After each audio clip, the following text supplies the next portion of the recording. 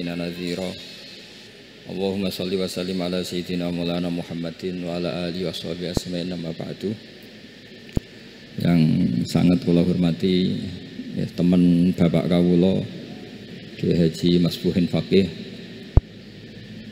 yang terhormat Ki Haji Robah Maksum, yang terhormat Ki Haji DRS Abdus Salam MM selaku Rektor Inkafa, semua teman-teman dosen hadirin sedanten ingkang kula hormati, mahasiswa-mahasiswi yang sangat saya hormati.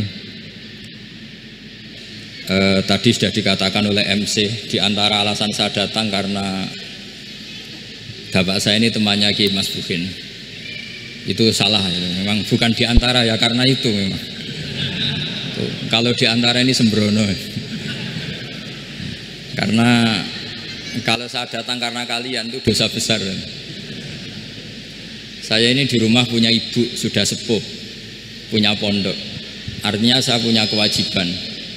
Secara fikih kewajiban itu hanya bisa digugurkan oleh wajibun a'dhamu minhu, oleh kewajiban yang lebih apa? Besar. Kayaknya kalau mahasiswa-mahasiswa di sini tidak cukup untuk mengganti kewajiban itu. Sehingga saya berkali-kali memaklumatkan diri, yang undang saya nggak pernah sepuh itu dosa, karena menggugurkan kewajiban yang lebih apa? Besar. Jadi teorinya gampang, kalau ngundang sampean tuh mesti boleh karena nggak punya kewajiban.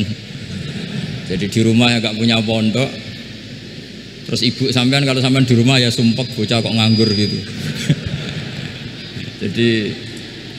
Jadi fikih itu harus jelas. Saya ini pengagum fikih, jadi saya di rumah punya ibu, saya ulang lagi, sepuh, butuh perhatian saya dan saudara-saudara saya, punya pesantren, sehingga artinya punya kewajiban. Ini sekaligus maklumat bagi yang ingin ngundang supaya ngukur dosa ndak yang ngundang Gus Pak itu.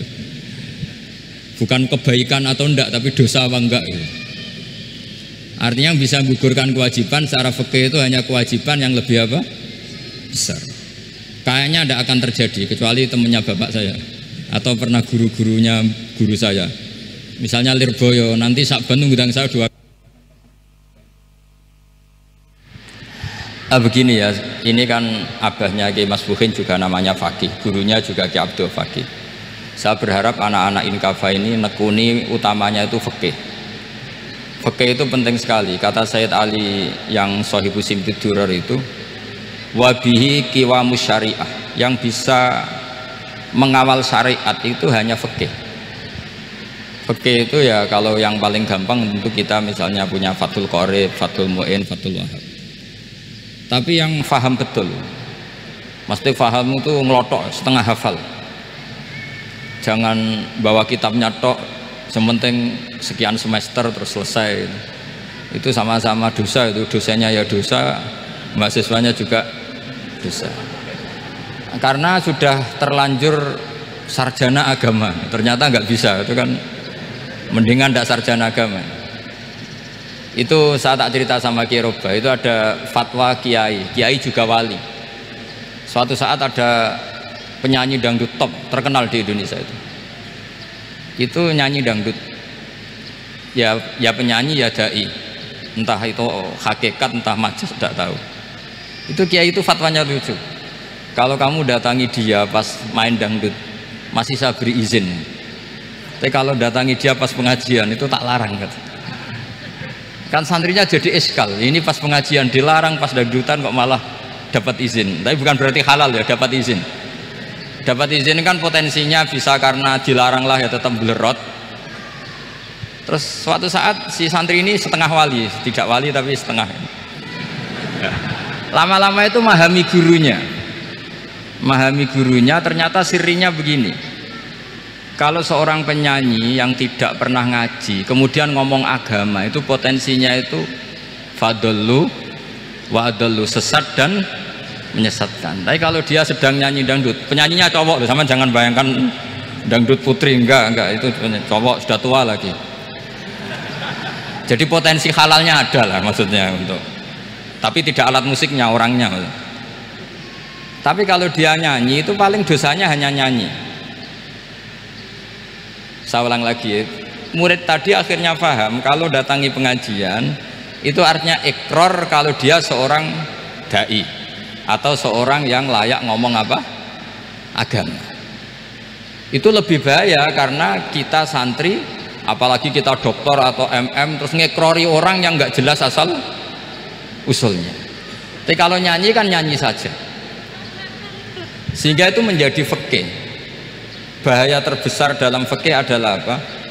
Mengkaji fikih tidak dari ahlinya. Ya, seorang lagi ya, mengkaji fikih tidak dari apa? Ahlinya. Nah, kenapa demikian? Begini, saya beri contoh. Ilmu fikih itu tentu pertama dari Rasulullah SAW, kemudian bersanad sampai kita atau kita sampai Rasulullah. Itu ngalami sekian ijtihad yang tidak mudah. Saya beri sekian contoh. Dulu Imam Syafi'i itu sukanya sama guru yang miskin, ya, karena rata-rata santri juga miskin, jadi mesti ngidolakan guru yang miskin, karena sesama miskinnya harus berkoalisi. Tapi akhirnya gurunya Imam Syafi'i itu miskin sekali, namanya Muslim bin Khalid Az-Zanji itu miskin, Sufyan As-Tsauri miskin, Sufyan bin Uyainah miskin. Setelah ngaji di Medina itu Imam Malik itu kaya, pas itu Imam Malik sudah kaya. Setiap ketemu Imam Syafi'i dikasih uang. Sampai ketika Imam Malik itu bilang, kamu sudah alim, ilmu saya sudah habis, kamu ngaji sama yang lain. Sama siapa? Kata Imam Malik, orang yang sealim saya sudah meninggal, namanya Abu Hanifah, tapi dia punya murid namanya Muhammad bin Hasan Asy-Syaibani, kamu ke sana. Terus Imam Malik datang ke Baki. Dulu Baki itu pasar rental, ya Grab lah kira-kira sekarang itu. Mengumumkan siapa kafilah yang mau ke Irak. Kita ya Imam Malik, dibayari sama Imam Malik, ini yang antar ke Irak, ke Muhammad bin Hasan Asy-Syaibani. Imam Malik mulai ngeper, guru saya yang miskin tidak pernah nyangoni, guru-guru saya yang kaya sering nyangoni. Mulai memasalahkan kiai miskin gitu, kira-kira seperti itu, mulai masalah gitu.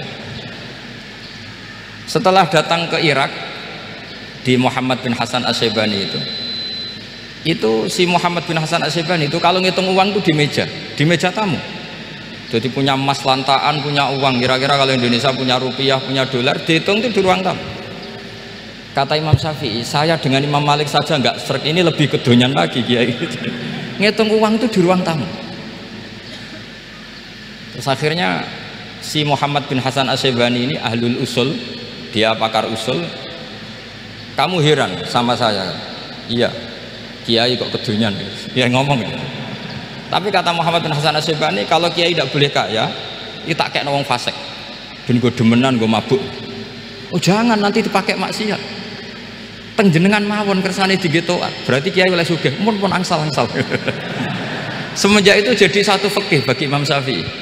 Ternyata kalau mengharamkan kiai sugih berarti membolehkan yang fasik sugih. Kalau yang fasik sugih bisa dipakai i'anah alal maksiat.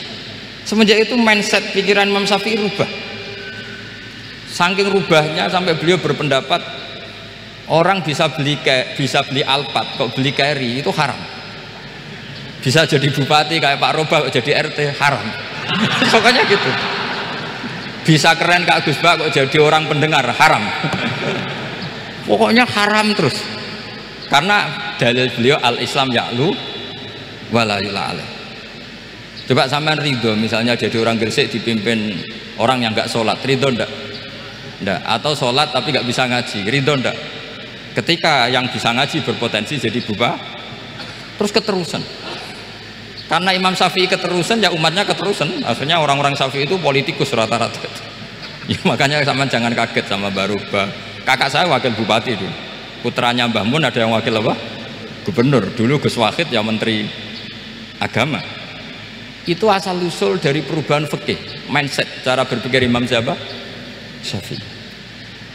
Jadi dulu itu fikih ditemukan itu jelimet, ada perdebatan. Itu tidak hanya pada level ulama, pada level Nabi pun ada perdebatan. Jadi jangan kira Nabi itu tidak debat, ya debat. Nabi itu asal seangkatan itu mesti debat, termasuk debat dengan malaikat. Jadi kalau perlu ya debat sama apa? Karena malaikat itu kan lugu itu gak iso mikir. Karena kalau malaikat iso mikir bisa jadi rektor. Nanti kasihan Pak Salam itu. Malaikat gak boleh jadi rektor.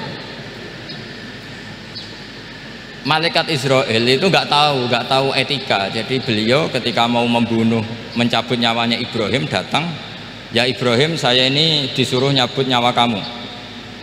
Kata Ibrahim, wah kamu itu pasti salah. Kamu tahu saya siapa? Saya ini Khalilur Rahman, kekasih Allah. Masa kekasih membunuh yang dikasih? Ini nggak benar, logika itu nggak benar. Pasti kamu salah. Karena Israel itu tidak bisa debat.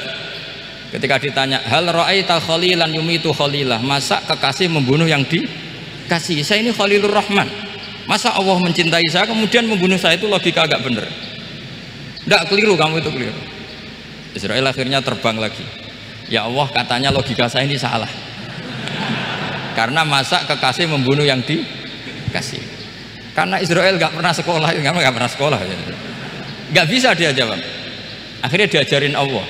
Dah kamu bilang gini ke Ibrahim, hal ra'aita khalilan yakrahu ayyalqa khalilah, masa kekasih tidak siap ketemu yang dikasih? Dibalik logikanya. Akhirnya datang lagi ke Israel, kata Allah begini, masa jenengan kekasihnya tidak siap ketemu yang kau kasih? Oh ya oke, mati, gak apa-apa. Jadi ilmu itu ngalamin perdebatan. Jadi saya datang murni karena Kiai Mas Buhin, bukan karena MC. Itu dosa besar kalau saya datang karena MC. Karena saya punya kewajiban yang lebih besar. Jadi yang bisa mengalahkan adalah a'dzama minhu, yang super besar kira-kira gitu. Karena jelas ada riwayat inna min abaril birri silatar rajuli ahla wuddi abi. Ya, inna min abaril birri silatar rajul ahla wuddi abi. Di antara kebaikan yang sangat baik adalah seseorang menyambung teman bapaknya. Padahal sampean kan nggak mungkin teman bapak saya. Teman saya aja nggak mungkin, nggak level apalagi bapak saya kan. Jadi malah mohal itu. Jadi ilmu itu harus mengalami satu gesekan, karena logika itu bisa dibalik. Nah karena ilmu itu mengalami satu gesekan, satu logika yang bisa kayak iya kayak enggak, sehingga jargon di dunia ijtihad itu begini, ra'yuna shawabun yahtamilul khata' wa ra'yuka khata'un yahtamilus shawab. Pendapat saya benar tapi mungkin salah, tapi pendapat kamu taruhannya salah dulu tapi yang mungkin benar. Jadi mustahid, kalau kata mustahid itu lucu ngomongnya, itu ra'yuna shawabun yahtamilul khata', pendapat saya tarifnya benar dulu tapi yang mungkin salah. Kalau pendapat kamu salah tapi ya mungkin benar atau mungkin bisa salah, ya tidak tahu, pokoknya mungkin benar. Nah kenapa demikian? Begini, di luar masalah tauhid, seorang lagi di luar masalah tauhid itu tentu ada masalah-masalah yang sifatnya ijtihadiyah. Ya saya ulang lagi, yang sifatnya apa? Ijtihadiyah. Dan ijtihadiyah ini nggak pernah selesai karena muqtadul hal, konteks kesejarahan maupun konteks kesempatan itu tidak sama. Dulu kiai-kiai itu ngaramkan dasi, ngaramkan celana, karena yang celananan yang dasinan itu penjajah, sehingga mantas sababi kaumin bahwa minhu.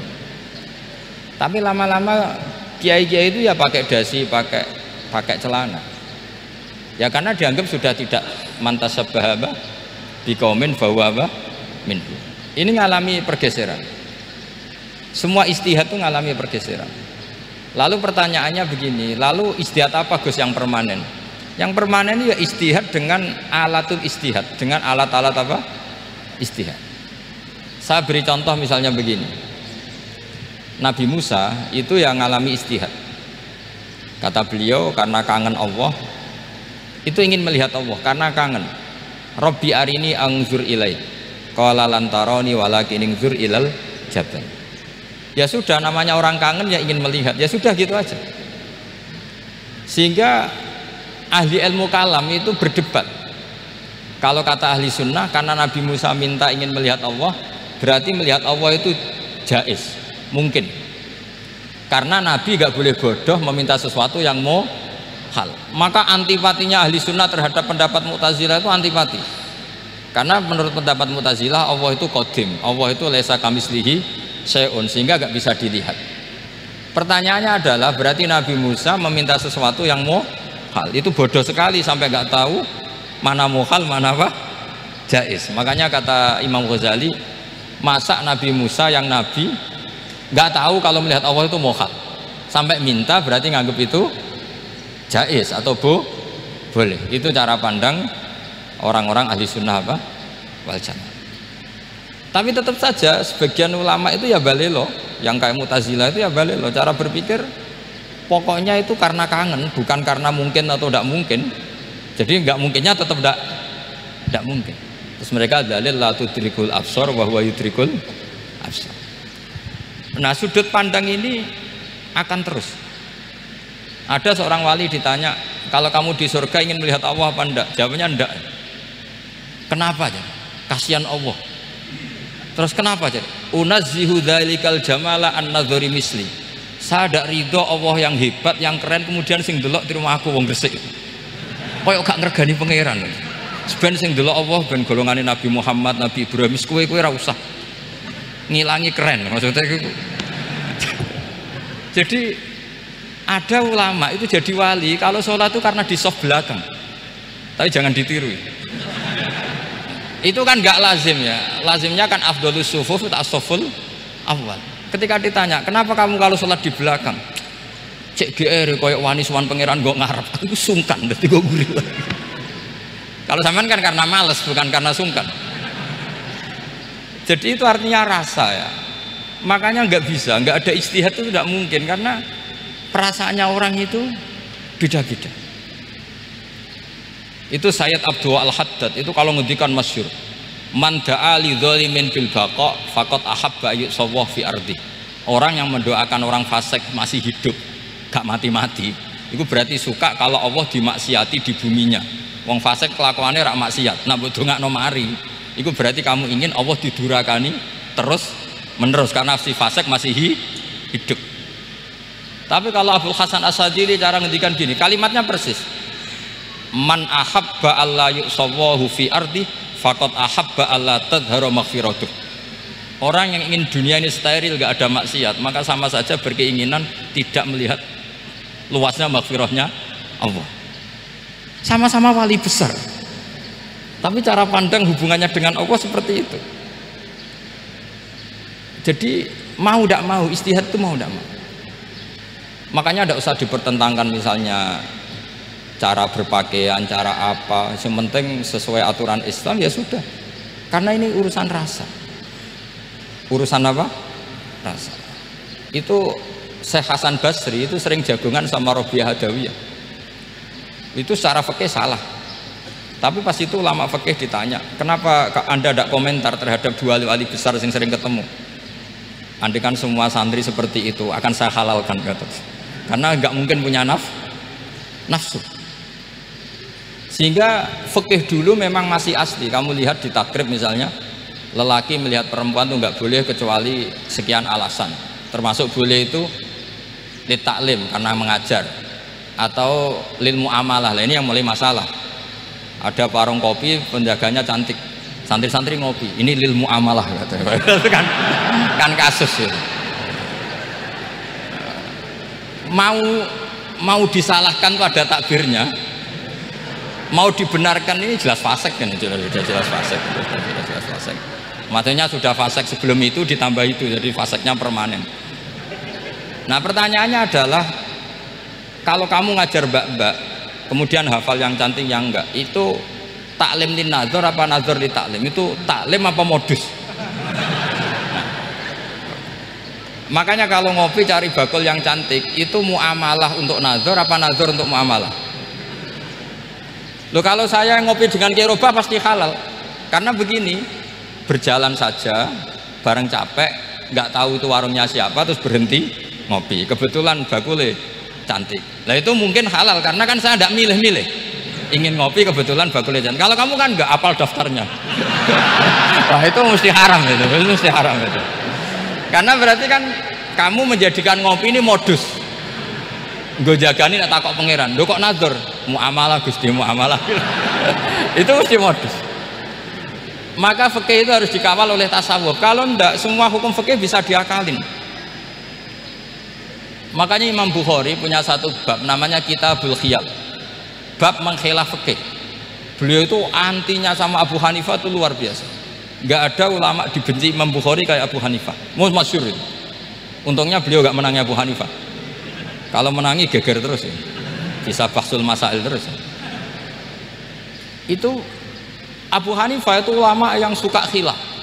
Khilah itu ngerekayasa hukum. Misalnya begini, saya ini puasa agak lemes, ujian agak lemes, apalagi kiai serapati di duit, santri beling-beling lemes gitu.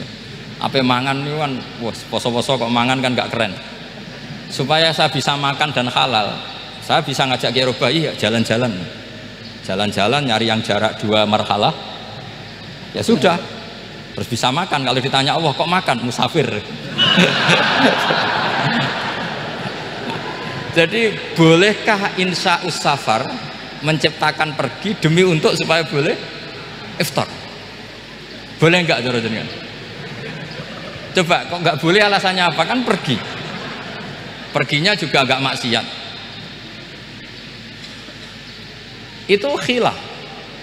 Tapi Sayyid Muhammad, Abu Ya Sayyid Muhammad bin Alawi, Sayyid Muhammad itu membela Abu Hanifah, artinya membela jangan semua khilaf itu diharamkan. Karena itu cara, saya ulang lagi, karena itu cara untuk mengawal bahwa hukum Allah itu luas. Karena kalau nggak ada khilaf itu ya kita kesulitan. Kita kesulitan. Misalnya begini, ini penjelasannya, makanya kita harus sering mendengar. Saya itu dulu masih sangat fikih itu protes, kenapa ada poluan polisi wanita? Itu kan pekerjaan cowok ya, pekerjaan pria. Tapi setelah mendapat penjelasan dari polisi itu alasannya masuk akal, Gus. Kadang-kadang orang nakal itu menyembunyikan narkoba itu di alat wanitanya. Itu kalau semua lelaki polisi kayak jenengan itu kan masalah itu. Sehingga memang harus ada polisi wanita karena sebagian pengedar narkoba itu perempuan dan menyembunyikannya di tempat itu. Kalau semua polisi cowok kan nggak kebayang. Sehingga kita akhirnya mendengar membolehkan polisi itu wanita. Ada wilayah yang harus wanita. Begitu juga ada pertanyaan, kenapa sih dokter kandungan itu cowok? Saya punya banyak santri yang muhibin saya itu dokter kandungan. Tak tanya, kamu itu kok cowok kok jadi dokter kandungan, kan pekerjaannya seperti itu. Dia jawabnya lucu, dari 10 yang tes jadi dokter kandungan itu yang cewek itu lulus 2, yang cowok lulus semua. Karena ketika cewek dites melihat ketuban pecah darah itu langsung pingsan. Sehingga yang secara psikologi dablek itu kan memang lelaki. Jadi roh wong nyak sewakit santai. Kadang nggak lahir-lahir dinteni nang jopo rokokane santai. Itu kalau cewek yang jadi dokter kandungan itu nunggu jam 11, jam 4 sudah pingsan. Nah ini cerita, bukan berarti saya menghalalkan, enggak. Kita harus mendengar, saya ulang lagi, kita harus apa? Dan itu setelah mendengar itu nanti jadi disiplin ilmu, yaitu namanya fikih. Saya berkali-kali cerita di mana-mana cerita, fikih itu harus dievaluasi. Karena ini masalah furu'iyah. Saya berkali-kali cerita di mana-mana cerita. Hukum berteman orang fasik gimana? Pasti orang jawab haram karena takut ketularan orang fasik. Tapi kalau dibalik, hukumnya bina orang fasik gimana? Ya baik, umatnya Nabi bisa bina kalau berteman. Kamu bisa bina orang fasik tanpa berteman? Gak bisa. Jadi kalau dibalik, hukum berteman orang fasik gimana? Haram. Hukumnya bina orang fasik baik, bisa bina kalau berteman. Berarti berteman orang fasik ya terus nanti pada level lapangan sih gampang. Kalau yang soleh membina yang fasik dan yang fasik ketularan yang soleh, maka ternyata baik. Kalau yang soleh ketularan fasik ya berarti ternyata buruk. Tapi kan hukum masa nunggu kenyataan, kan jadi nggak hukum. Di mana-mana hukum itu kan ada asumsi, karena ini masalah ijtihad.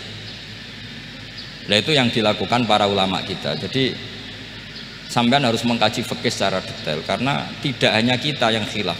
Nabi-nabi juga khilaf dalam menentukan dakwah ilallah. Wali-wali kita kayak Abdul Hasan Asyadili sama Sayyid Abdul Al-Haddad itu juga khilaf. Imam Ghazali ya khilaf. Imam Suyuti itu kalau ketemu Al-Qastolani itu saling tidak nanya, saking nggak cocoknya, masyhur itu. Jadi ulama ya ora cocok. Bedanya nak saiki perkara partai. Kalau orang dulu enggak, karena pakai asumsi, karena memang susah.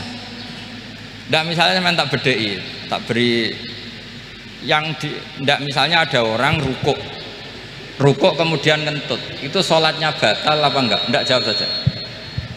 Ndak, orang sholat kemudian pas rukuk kentut atau kelihatan auratnya, sholatnya batal apa enggak? Batal. Lah itu keliru nih sampean, itu salah dosennya mesti itu. Pertanyaannya gini, yang dikatakan sholat itu kan aqwalun wa af'alun muftatahatun bitakbir muftatamatun bitaslim. Lalu ketika sampai rukuk apa sudah namanya sholat? Jika kamu katakan batal, namanya sholat aja belum kok sudah kamu katakan batal itu.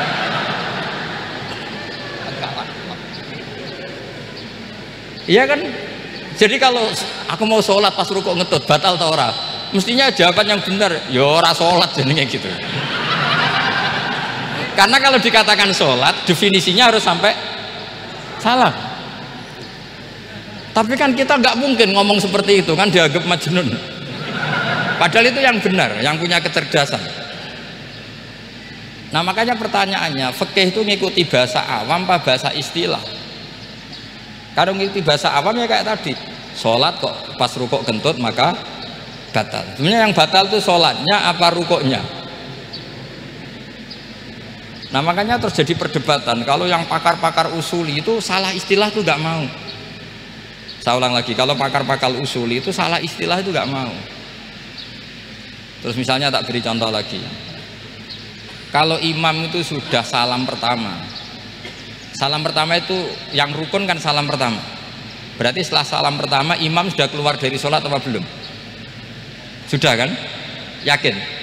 Ya sudah. Sekarang sama tak bedai. Lalu makmum itu kesunatan langsung berdiri apa nunggu imam salam kedua? Enggak, jawab satu. Nunggu salam kedua kan? Dan itu kriminalnya sampai Anda dalam sufi itu.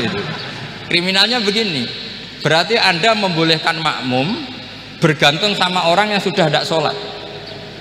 Kata kamu setelah salam pertama dia sudah tidak sholat, berarti kamu menginstruksikan makmum berhubungan dengan orang yang sudah tidak sholat, karena sudah keluar dari sholat ketika salam pertama. Kalau kamu didebat gitu gimana jawabnya? Pusing kan? Berarti robtul makmum bisolatiman sing wis laisa fi sholatin, berarti menggantungkan sholat sama orang yang sebetulnya sudah tidak sholat.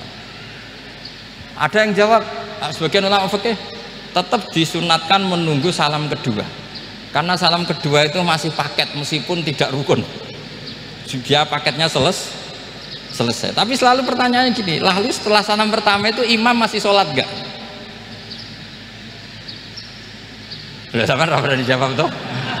Nah ini pentingnya bodoh, gak mikir. Jadi makanya bodoh itu barokah karena gak mikir. Jadi soalnya Rabbana ma khalaqta hadza apa? Batila. Sing bodoh ya barokah, sing pinter ya barokah. Sing ra barokah itu maksiat. Wis ora ono barokah blas. Maka kan fikih itu seperti itu. Jadi ada disiplin, di situ ada disiplin ilmu. Yang kadang kita tidak cocok. Makanya Imam Syafi'i sendiri ngendikan, kadang beliau dengan gurunya, dengan Imam Malik sampai ngarang ikhtilafu Malik. Beliau punya data yang beliau itu sedang nggak sama dengan gurunya, yaitu Imam siapa? Malik. Karena mindsetnya itu beda. Tidak sampai misalnya saya tanya, sholat itu harus menghadap kemana? Tidak, jawab saja. Kiblat kan? Ukurannya apa coba? Namanya madhep. Wajah apa dada? Imam Syafi'i milihnya dada. Sekarang praktekkan dalam dialog keseharian. Saya jagungan sama Ki Roba seperti ini, terus wajah saya begini, madhep gak? Nah itu masalah. Terus pertanyaannya, madhep dengan dada itu fis sholat apa fil qiyam?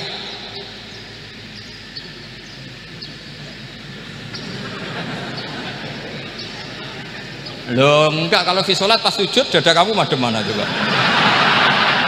Kamu enggak pernah mikir kan? Ya madhep pakai dada itu kan kalau berdiri, kalau rukuk sama sujud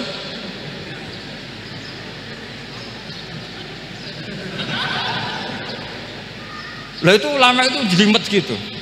Makanya jarang yang menekuni profesi ulama itu. Menekuni proposal banyak karena memang susah. Jadi ulama itu orang yang cara berpikir sudah aneh. Sehingga mereka detail. Maksudnya menghadap itu apa ukurannya?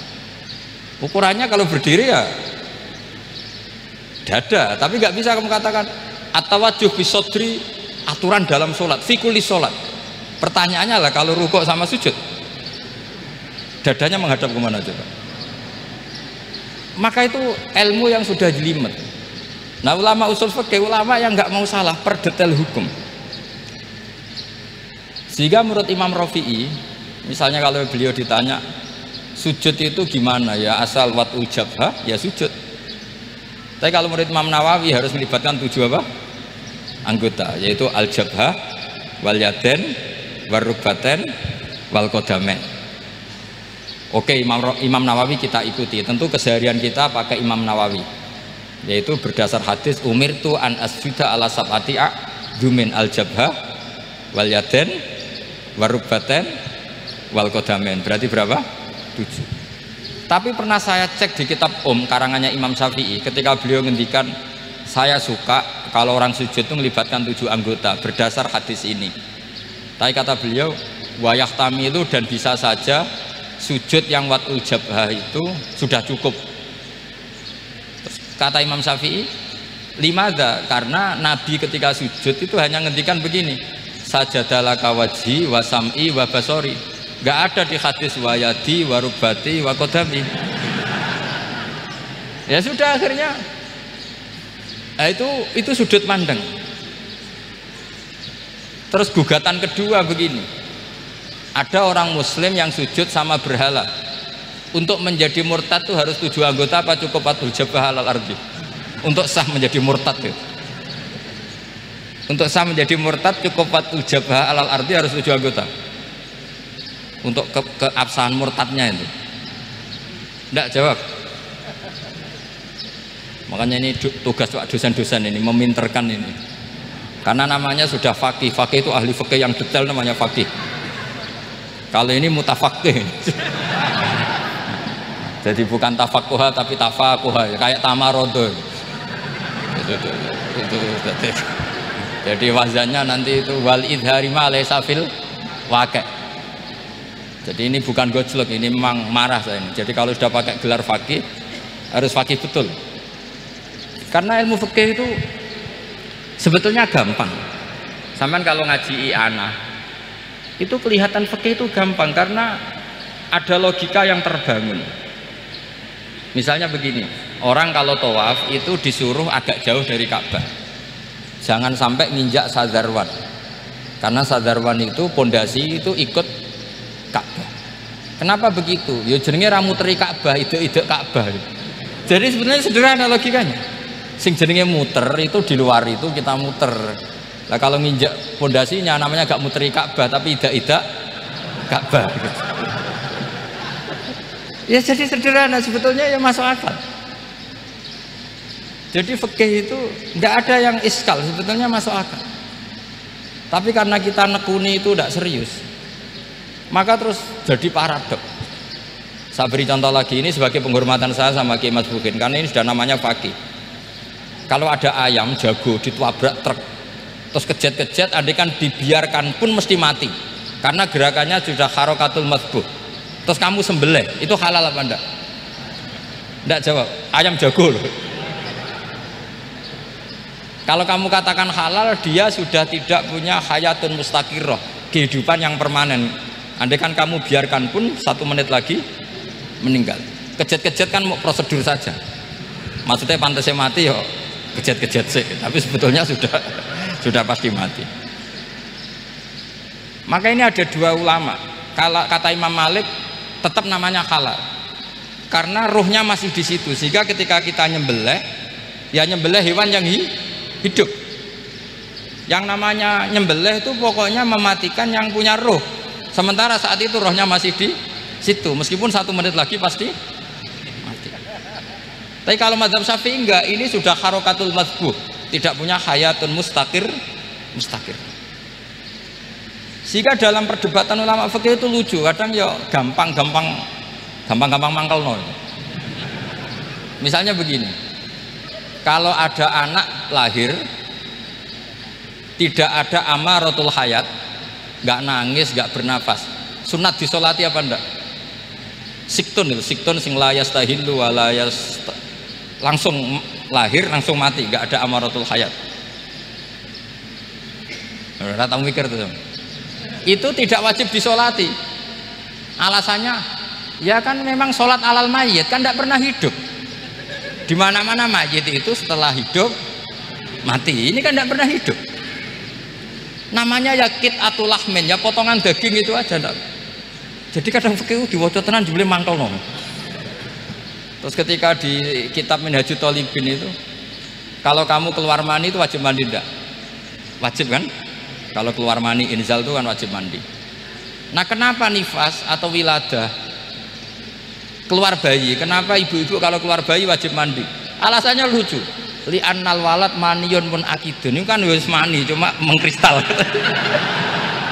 Jadi kadang fikih mangkel loh.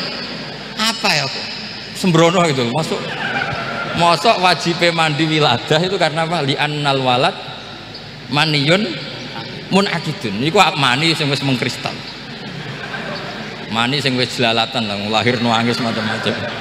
Jadi ternyata karena kenapa fikih butuh alasan nyari hadis tentang keluar anak mandi itu nggak ada yang sorry, yang ada adalah tentang inzal. Innamal ma' minal, akhirnya dicari-cari ternyata walad itu maniyun munakitu. Lah ini problem fikih. Sampean harus siap dengan pelajaran seperti ini, meskipun sampean mungkin wong priyayi, tapi ini ilmu. Ya, saya ulang lagi, ini ilmu. Sehingga ulama itu mau tidak mau harus mau mendengar. Karena logika yang terbangun itu nunggu kalau mendengar kayak tadi. Nabi malaikat Israel baru sadar, masa kekasih bunuh yang dikasih, masuk akal. Iso mikir juga Israel. Kalau sama sampean sih nggak nerima, tetap selonang-selonang. Ini masalah Ibrahim Khalilur Rahman. Sehingga kita di alasan fikih itu harus kita dengar. Saya dulu itu, saya sampai sekarang itu sama, kalau bayi lahir masih sudah berbentuk bayi, saya sendiri berpendapat sebaiknya disolatin kalau sudah berbentuk bayi, meskipun tidak tidak nangis, tidak ada amaratul hayat. Kan yang digugurkan itu wajibnya, bukan masalah boleh dan tidak. Itu banyaklah perdebatan ulama di bab itu. Saya beri contoh lagi perdebatan ulama. Ini contoh-contoh fikih karena ini khusus penghormatan status fakih tadi. Itu kalau ada orang mati jenazah itu. Jenazah itu kalau sholat, itu kan umumnya jenazah di depan, kita nyolati di belakang. Itu yang mengatakan begitu ya tidak punya alasan, ya taunya mulai dulu begitu, di mana-mana nyolati jenazah, jenazahnya di depan. Tapi di kitab Mahali jelas diterangkan, kata kaul sani tidak wajib. Alasannya ya lucu, fa innal janazah laisat bi imamin. Jenazah itu tidak imam, kenapa harus di depan? Kan kacau kan? Lu coba alasannya di depan apa? Dia ada imam kok. Nah barokahnya fikih itu, sehingga kita melihat di Arab Saudi sekarang itu jenazah kan di belakang, tapi kita tetap nyolati mayit. Kalau di Arab Saudi musim haji itu jenazahnya di kamar mayit, tapi kita nyolati. Itu satu-satunya takbir ya tadi, fa innal janazah laisat bimanzilatil imam. Tapi jangan praktekkan, nanti dia kepaliran sesat tuh. Saya hanya cerita ilmu, jangan dipraktekkan. Kalau dipraktekkan masih jadi aliran sesat. Mono jenazah ning mburi mame kok ngarep aliran sesat.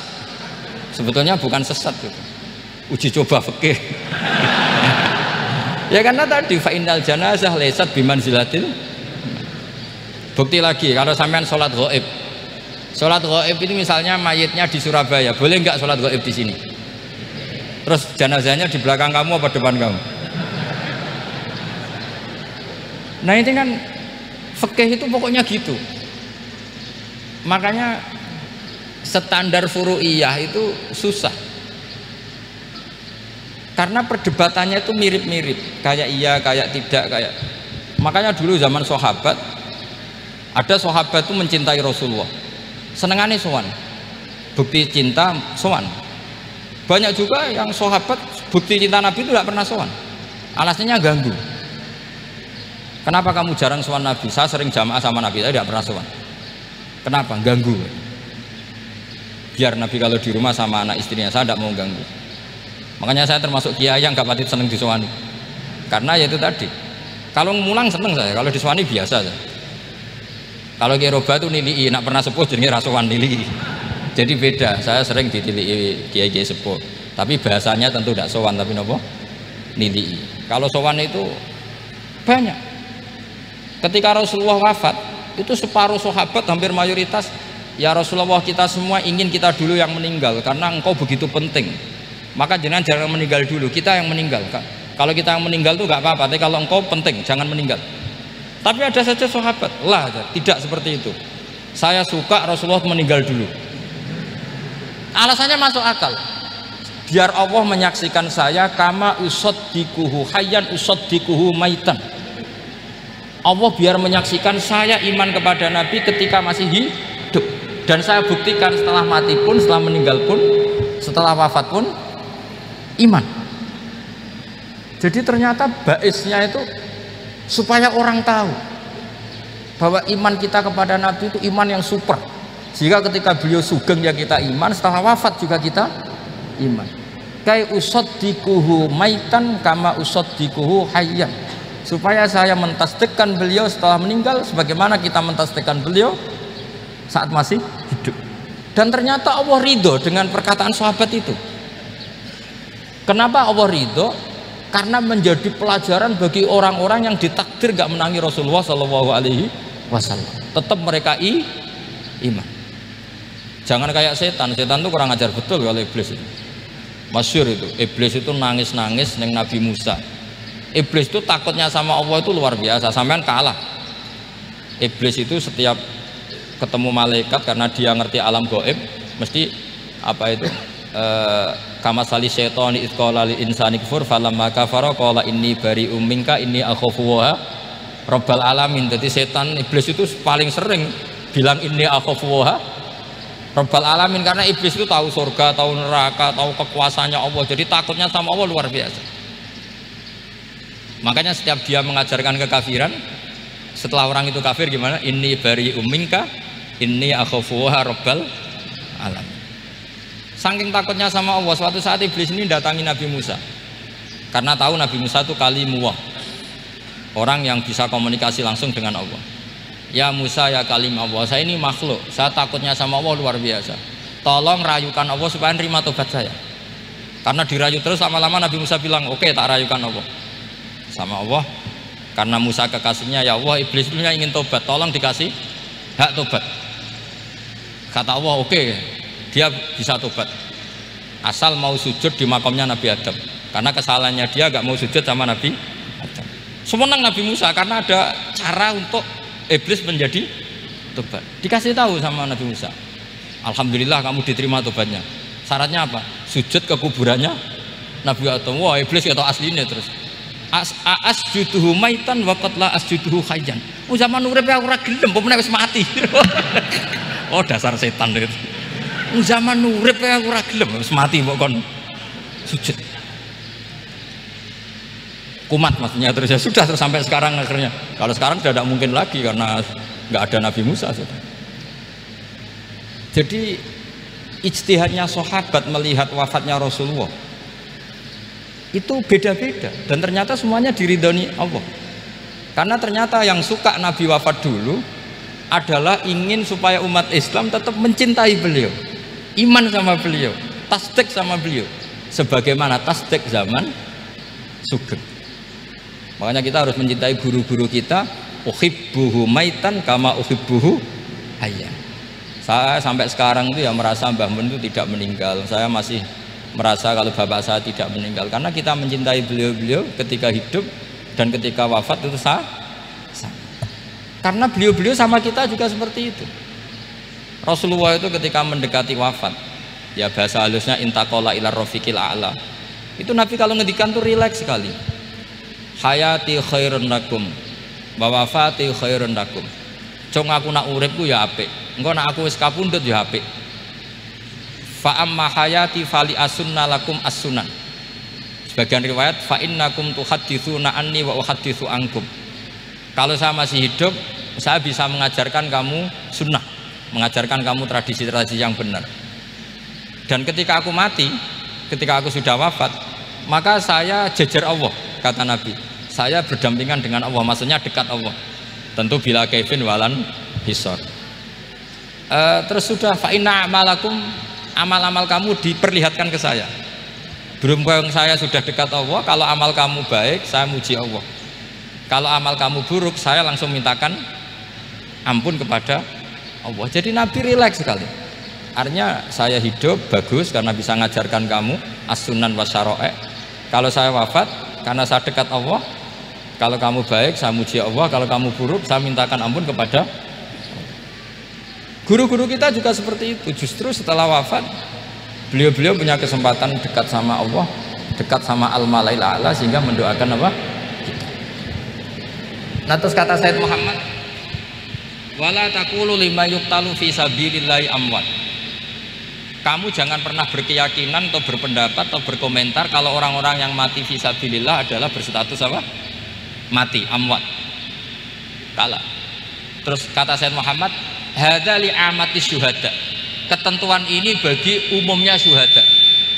Artinya gini, umumnya syuhada saja tidak berstatus amwat. Apalagi hadza Rasulullah sayyidus syuhada, sayyidul anbiya, sayyidul mursalin, tentu tidak pernah berstatus amwat.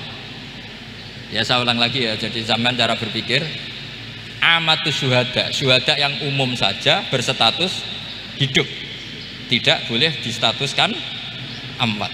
Apalagi Rasulullah itu sayyidus syuhada, sayyidul anbiya, maka status beliau pasti hayyun la yamut, pasti beliau itu hidup tidak.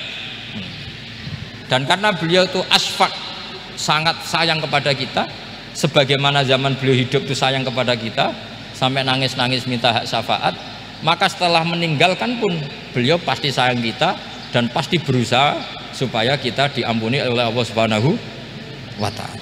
Sehingga ada sahabat yang tadi berpendapat kalau saya nggak masalah Nabi wafat dulu, supaya Allah menyaksikan saya usaddiquhu maitan kama usaddiquhu hayyan. Jadi ini cerita ya, cerita sudut-sudut pandang. Jadi saya mohon kalau mengkaji fikih itu harus detail, minimal takrib itu setengah hafal, supaya konstruksi ilmu itu utuh. Ya sama lagi konstruksi ilmu itu, karena ilmu itu mesti ada yang apa ya, ya rodok setengah salah itu, tapi disalahno ora kena. Ndak sampean tak bedheki, nak pancen bener langsung tak angkat jadi rektor. Nak bener tuh. Coba rukun sholat pertama itu apa coba? Rukun sholat pertama niat. Niat sama berdiri dulu mana? Ayo niat dulu baru berdiri, apa berdiri dulu baru niat? Berarti niat sama berdiri dulu mana? Rubah kan? Artinya kita mau bilang tartib urutannya niat, berdiri, takbir, gak bisa. Yang dikatakan niat itu apa? Qasdus syai' muqtaronan bifi'lihi. Berarti niat sama takbir harus bareng apa urutan? Bareng. Terus dengan qiyamnya urutan apa bareng? Bareng apa urutan?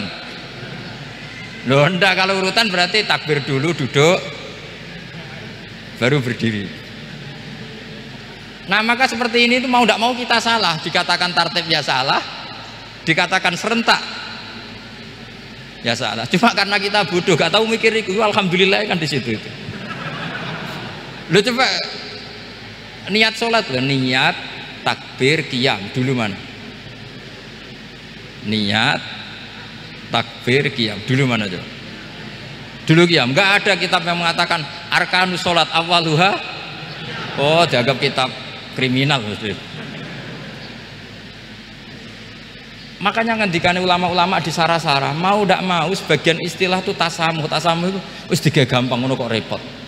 Karena kita tidak bisa detailnya. Coba misalnya puasa Ramadan itu wajib apa? Tabyitun niat, nginep no niat. Sing darani nginep itu umurnya lama apa enggak? Lama kan? Sekarang sebelum 2 menit kamu baru niat, sah apa enggak? Sah. Itu sempat nginep apa enggak 2 menit itu? Enggak sempat kan. Jadi ilmu itu, makanya kata ulama-ulama, pokoknya ilmu itu mesti ono unsur tasamuh. Tasamuh itu ya tiga gampang. Apa? Tiga gampang.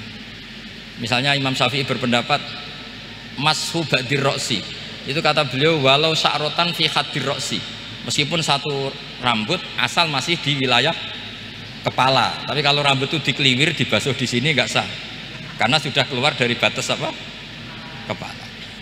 Imam Syafi'i cara berpikir kan ya ngene iki jenenge basuh sirah. Tapi cara Abu Hanifah enggak. Ya enggak, yang namanya megang kepala itu ya minimal 1/4 lah. Masa gitu dikatakan megah? Lalu ulama usul fikih itu berdebat.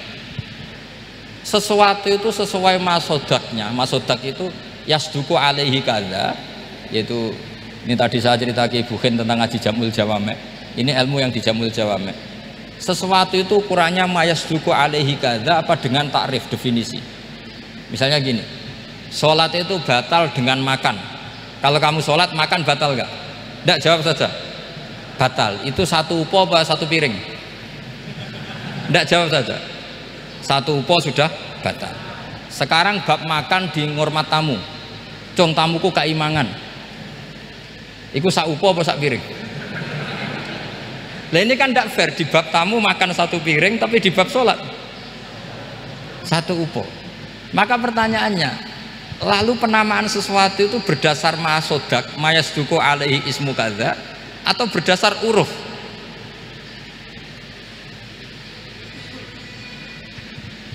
Ukurannya apa coba? Maka terus jadi perdebatan. Nah ini di sini ini pentingnya ulama, karena ya sekarang saya bedai sekali. Cengkeh itu wangi apa enggak? Kategorinya cengkeh. Wangi kan, kalau orang bikin kue tar pasti pakai apa? Cengkeh. Pakai wedang ronde supaya manis, apa wangi dikasih apa? Cengkeh. Nah itu saya berkali-kali cerita, pernah mau dipikirkan orang Islam itu nggak boleh rokok karena dianggap pakai apa? Mewangi, karena ada apa? Cengkeh. Tapi terus didebat, kalau gitu berarti orang Jumatan sunat rokok karena Jumatan disunatkan pakai pewangi. Wah itu kan akhirnya tuh, wah iya repot ya. Jadi kalau cengkeh kamu kategorikan pewangen, yang orang Islam nggak boleh rokok karena pakai cengkeh yang wangi, konsekuensinya orang Jumatan sunat rokok karena berarti di masjid pakai apa? Pewangi. Kan sesat semua. Jadi itu ilmu. Makanya selain fikih mateng itu ada ilmu yang namanya usul fikih. Usul fikih itu yang neliti itu. Mayasduku alaihi kadza. Jadi ya ngono iku darani ngono. Saurang lagi. Ngono iku wis darani ngono. Ora perlu roh detail. Ya saya ulang lagi, ora perlu roh detail. Makanya Abu Hanifah itu misalnya basuh wajah, wis angger kecelok ngene iki basuh wajah. Nek Imam Syafi'i kan detail. Mimbaini manabitis sya'ri sampai ila somahe uzunehi ila dzakon. Terus manabitis sya'ri Imam Syafi'i nambah apa? Ghaliban. Kenapa ditambah ghaliban? Karena kalau orang budak manabitis sya'rinya di sini. Jadi itu fikih. Jadi fikih itu jelimet. Padahal kita ini nggak pernah berpikir secerdas Imam Syafi'i, tapi akhirnya ya mikir juga. Nah, gak ditambah ghaliban, mana biti sya'rinya orang budak kan? Sini. Terus sekarang perdebatannya, orang budak basuh maskur roksi di sini sah nggak? Karena tadi itu wajah apa kepala kan gitu. Kan jadi bingung gitu. Ya makanya ini mukadimah saya supaya sampean lebih disiplin belajar apa? Fikih, dan setidaknya didiskusikan lah kitab-kitab Minhajut Thalibin atau kitab-kitab Mahali, karena di situ nanti ada perdebatan dan perdebatannya itu indah sekali. Kayak tadi ada yang mengatakan jenazah harus di depan, tentu dalam kondisi normal kita ingin jenazah itu di depan, tapi ada kondisi itu tidak normal kayak di Masjid Haram. Lalu solusinya gimana? Ya kita ngikuti kaul sani, fa innal janazah laisat bimanzilatil imam. Jadi kalau di sini normal ya sudah kita sholat ya normal aja lah. Masa jenazahnya di belakang kamu sholat, nanti jenazahnya iri, sekali-kali di depan aja kok gak boleh gitu. Malah jadi repot nanti. Jadi karena apa ya? Kalau kita mengkaji tidak panjang itu bahaya. Karena ilmu tadi, ilmu itu ada logikanya. Imam Ghazali dalam bab warid sama maurud itu gak setuju sama Imam Syafi'i, dia Maliki. Ya kalau dalam mazhab Syafi'i yang populer kan kalau ada najis airnya sedikit kan dikucurkan supaya al-ma'u itu warid. Kalau warid punya kekuatan menghilangkan. Tapi gak boleh najis diletakkan di bejana yang ada airnya namanya maurud. Tapi Imam Ghazali dalam hal itu ngikuti Imam Malik, nggak ada bedanya warid sama maurud. Karena logika Imam Ghazali gini, misalnya ini ada najis ya mik ini ada najis di sini, atau sarong lah, contoh paling gampang kan sarong, ini sarong najisnya di sini, kamu kucuri. Ketika kamu kucur, air yang lewat ini kan tidak ada dua kola, kemudian ketika terkena najis mutanajis kan.